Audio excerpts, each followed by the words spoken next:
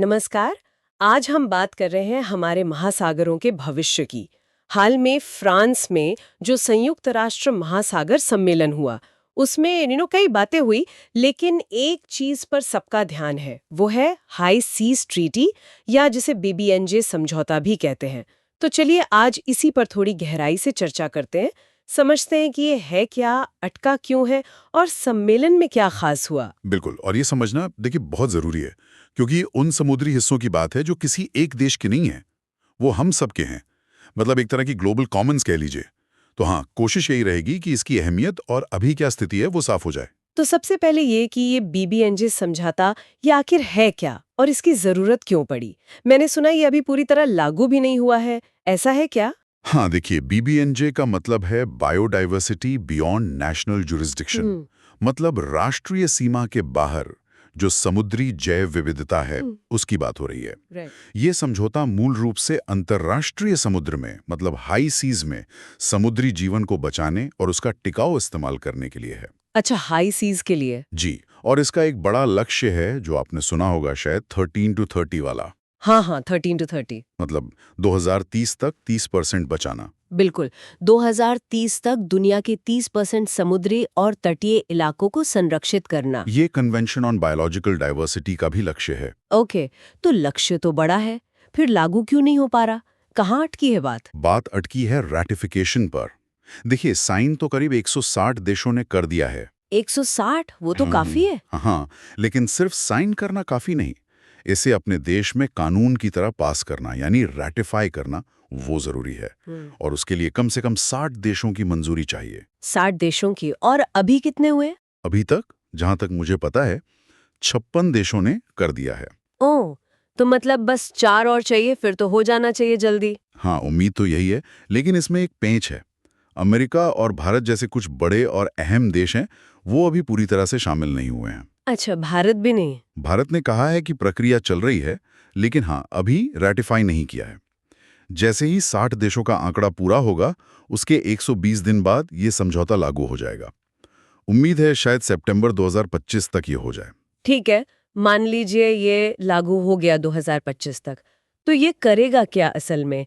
क्या बदलेगा इससे? ये कई बहुत जरूरी काम करेगा। पहला तो ये इंटरनेशनल पानी में समुद्री संरक्षित क्षेत्र, यानी मरीन प्रोटेक्टेड एरियाज, यानी एमपीएस बना सकेगा। एमपीएस जैसे नेशनल पार्क्स होते हैं जमीन पर? हाँ, कुछ वैसा ही समझिए, समुद्र के लिए। दूसरा, अगर कोई बड़ा प्रोजेक्ट होना है हाई सीज में, तो उसके लिए एनवायरमेंटल इम्पैक्ट असेसमेंट, यानी पर्यावरणीय प्रभाव का आकलन जरूरी हो जाएगा। हाँ, ये तो जरूरी है। का मैनेजमेंट कैसे होगा और इनसे जो फायदा होगा उसका बंटवारा कैसे होगा, उसका एक फ्रेमवर्क ये समझौता देगा। अच्छा, फायदों का बंटवारा। जी। और चौथा, ये विकासशील देशों की क्षमता बढ़ाने में भी मदद करेगा, ताकि वो भी इन सब में हिस्सा ले सकें। सुनने में तो ये सब बहुत ही अच्छा और जरूरी लग रहा है। फिर भी रैटिफिकेशन में इतनी देर क्यों? वो जो आपने कहा बड़े देश शामिल नहीं हुए, क्या यही वजह है या कोई और बड़ा मुद्दा है? हाँ, ये जुड़ा हुआ है। सबसे बड़ा जो पेंच है वो इसी बंटवारे वाले मुद्दे पर है। हम्म। ये जो समुद्री आनुवंशिक संसाधन है, एमजीआर्स, हम्म। इनसे भविष्य में खरबों डॉलर का फायदा हो सकता है। खरबों डॉलर? जी हाँ, नई दवाओं, औद्योगिक एंजाइम्स वगैरह से। तो सवाल ये है कि ये फायदा किसके पास जाएगा? इसे देशों के बीच कैसे बांटा जाए? क्या जिस देश की कंपनी ने खोज की उसे ज्यादा मिले, या क्योंकि ये संसाधन सबके हैं तो सबको बराबर हिस्सा मिले? ये तो मुश्किल सवाल है। बिल्कुल। इसमें विकसित और विकासशील देशों के बीच काफी मतभेद हैं। पुरानी बहसें हैं बौद्धिक संपदा अधिकार बनाम साझा विरासत वाली। और इसके अलावा कोई और चिंता? हाँ, एक और बड़ी चिंता पर्यावरण समूहों की तरफ से है। उनका कहना है कि सिर्फ कुछ इलाके संरक्षित घोषित कर देने से क्या होगा, अगर आप गहरे समुद्र में माइनिंग यानी खनन को नहीं रोकते। Deep sea mining? हाँ, वो भी एक बड़ा मुद्दा है। जी। और जरूरत से ज्यादा मछली पकड़ना। अगर इन विनाशकारी गतिविधियों पर रोक नहीं लगती, तो सिर्फ एमपीएस बनाना शायद काफी ना हो। ये तो वाकई बड़ी चुनौतियां हैं। मतलब समझौता लागू होना एक बात है और उसका प्रभावी होना दूसरी। लेकिन इस सम्मेलन में, फ्रांस वाले में, क्या कुछ अच्छी खबरें भी आईं? कुछ ठोस घोषणाएं हुई, थोड़ी उम्मीद जगी? हाँ हाँ, बिल्कुल। ऐसा नहीं है कि कुछ हुआ ही नहीं, कई अहम घोषणाएं हुई। जैसे यूरोपीय आयोग ने एक बहुत बड़ी रकम का वादा किया, करीब 1 अरब यूरो। 1 अरब यूरो किस लिए? ये समुद्री संरक्षण, समुद्री विज्ञान पर रिसर्च और सस्टेनेबल फिशिंग, मतलब टिकाऊ तरीके से मछली पकड़ने को बढ़ावा देने के लिए है। वाह, ये तो बहुत बड़ा अमाउंट है। और कुछ? और देखिए, फ्रेंच पॉलिनेशिया ने एक बहुत महत्वाकांक्षी ऐलान किया।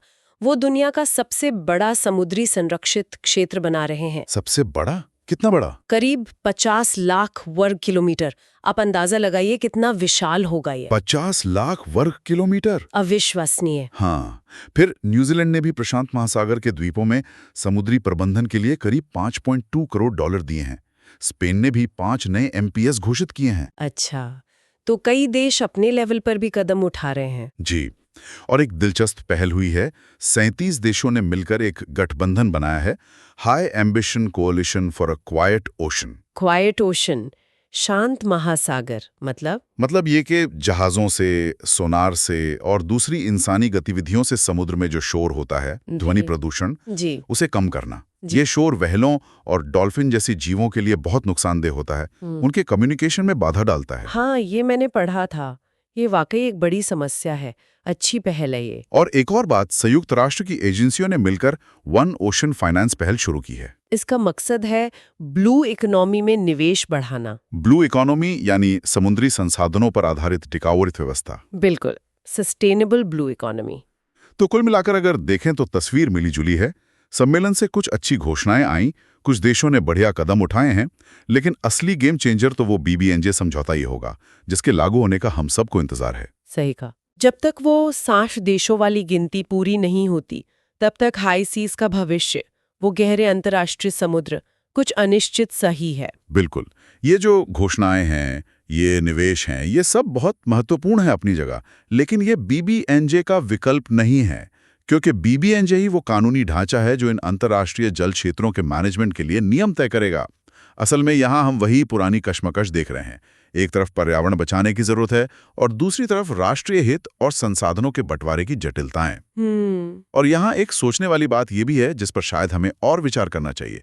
जब हम गहरे समुद्र के इन अनोखे संसाधनों के फायदों के बंटवारे की बात करते हैं, तो हमें ये संतुलन कैसे बनाना होगा कि एक तरफ हमें वैज्ञानिक खोज को बढ़ावा देना है ताकि हम समझ सकें कि समुद्र में क्या है और उसे कैसे बचाना है, और दूसरी तरफ व्यापारिक हितों को भी देखना है और फायदों का बंटवारा भी करना है। हाँ, ये तो है। कहीं ऐसा ना हो कि बंटवारे के नियम इतने मुश्किल हो जाएं कि वो वैज्ञानिक खोज को ही रोक दें, जिसकी हमें सबसे ज्यादा जरूरत है। ये वाकई एक पेचीदा सवाल है।